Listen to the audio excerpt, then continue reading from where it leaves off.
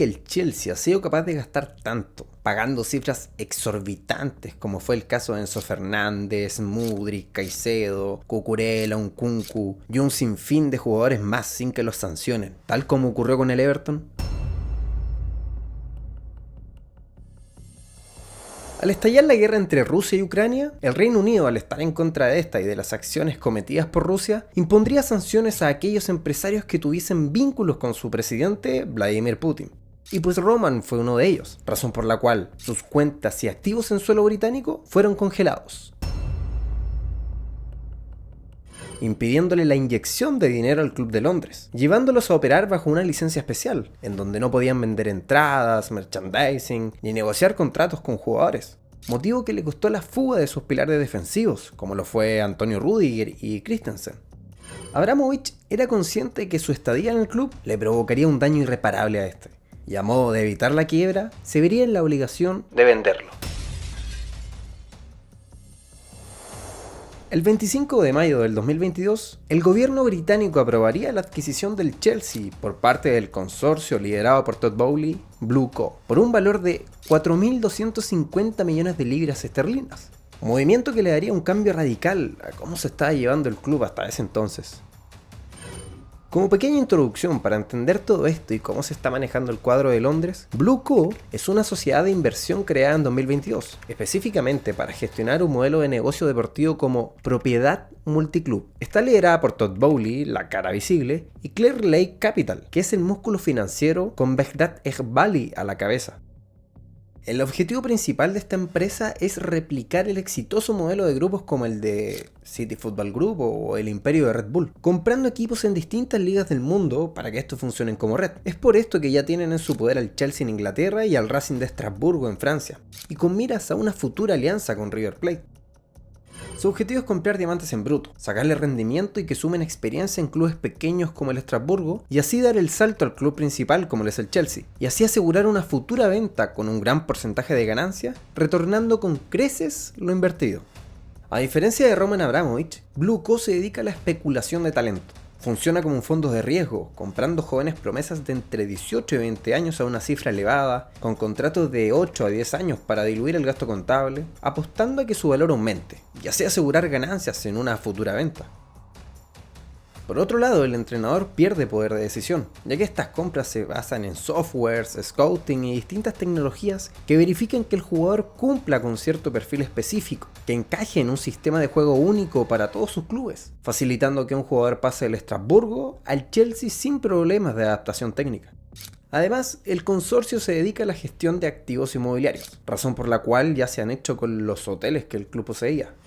Blue Co, de la mano de Todd Boehly y Clear Lake Capital, han industrializado al equipo inglés. Si antes la ambición y el éxito eran factores claves dentro de la institución, hoy eso quedó atrás. Y solo son pieza central de un ecosistema financiero en donde los jugadores son activos que se mueven, se valorizan y se venden para mantener la rueda girando. Y es que la inversora Clear Lake Capital gestiona más de 70.000 millones de dólares, por lo que el Chelsea es solo una pequeña parte de su portafolio de inversiones. Motivos que han afectado su relación con los hinchas. Y cómo no, si el ruso Roman Abramovich, partido a partido, mostraba pasión y compromiso con el club, el conglomerado solo ve la institución como un número más, sin importar lo que suceda en la cancha. Solo tiene que rendir en lo financiero, en los libros contables. Como dato extra, con Todd, ya son 5 los entrenadores que han estado en el banquillo, y no cuento a Tuchel porque solo estuvo meses con Todd y compañía y fue contratado por la antigua dirigencia. De esos 5, solo uno, el italiano Enzo Maresca, ha sido capaz de ganar al menos un trofeo con el club. Cabe recordar que fue campeón de la Conference League y del nuevo Mundial de Clubes en 2025. Los otros 4, Graham Potter, un interinato de Lampard, Pochettino y Rosselló, han pasado sin pena ni gloria por el club, en donde este último duró un poco más de 4 meses en el cargo, siendo despedido ahora en abril por malos resultados, a pesar de que el club le hiciera un contrato ridículo hasta 2032. Además, una constante entre estos entrenadores es que alegan falta de calidad en su plantilla, que necesitan reforzar puestos en donde ellos ven partido a partido que están débiles. Por otro lado, bajo la otrora administración, de 14 entrenadores, 10 ganaron al menos un trofeo y solo 4 se fueron con las manos vacías. Es decir, que Blue Co ya llegó al límite del margen de error en menos de 5 años. O sea, un total desastre. Desde que esta empresa se hizo con el club hasta el día de hoy, es decir, desde 2022 hasta 2026, ha desembolsado la módica suma de 1.700 millones de euros en fichajes y han ingresado un poco más de 900 millones de euros por ventas, llegando entre 2023 y 2024 a una cifra récord de 300 millones de euros, explicado por el éxodo masivo de jugadores claves para el club, como lo eran Kai Havertz, Mason Mount o Mateo Kovacic.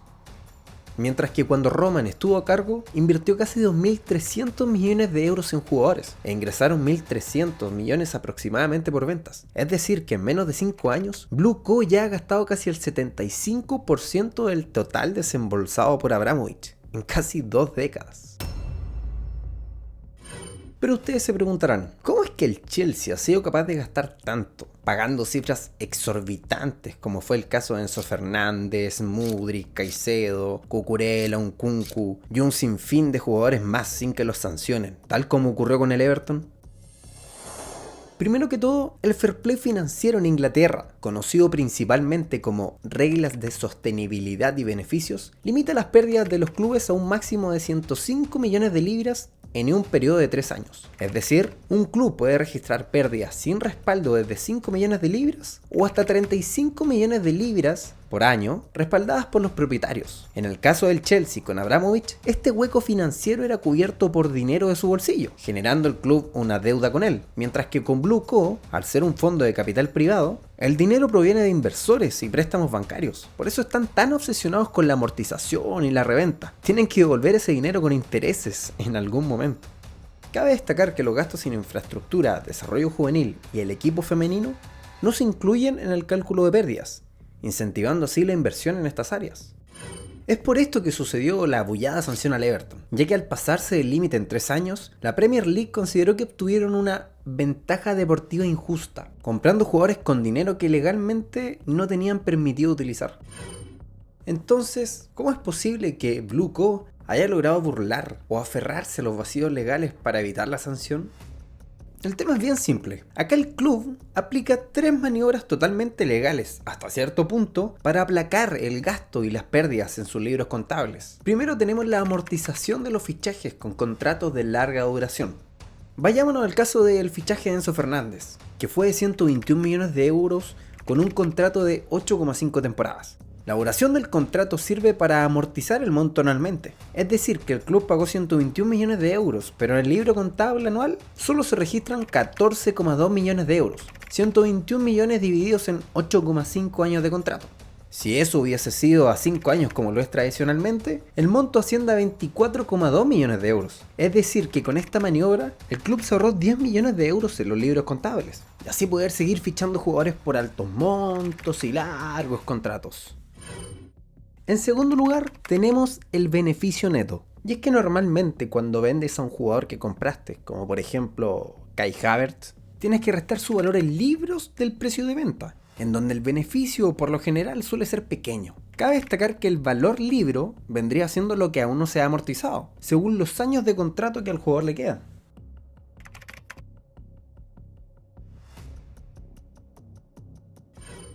Pero con los jugadores de la academia el costo de adquisición es 0, por lo tanto cada peso que entra por su venta es 100% beneficio contable inmediato, ampliando así el margen de gasto en fichajes con contratos largos. Siguiendo el ejemplo de Enzo, si el registro anual por su fichaje es de 14,2 millones, que es el valor amortizado, y el ingreso por la venta de Mason Mount es de 55 millones, el club tiene casi 35 millones de euros como margen para seguir fichando jugadores sin presentar pérdidas en sus libros. Roman vendía jugadores porque ya no rendían y necesitaba reinvertir el dinero. Mientras tanto, todos los vende para evitar infracciones de la Premier League.